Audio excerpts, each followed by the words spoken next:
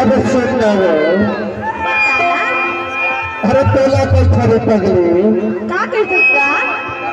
अरे पीपर रुख में ये फरे पीकरी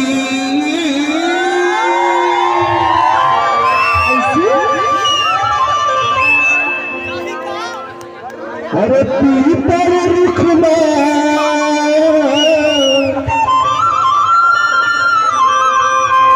ये फरे पीकरी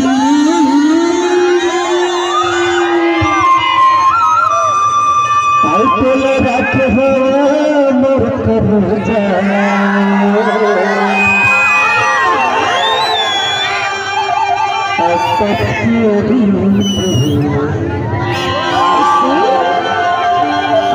लेने बता अरे ये रानी तेरे बिना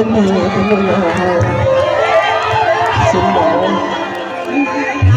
रानी तेरे बिना कैसे का रात रानी तेरे बिना रात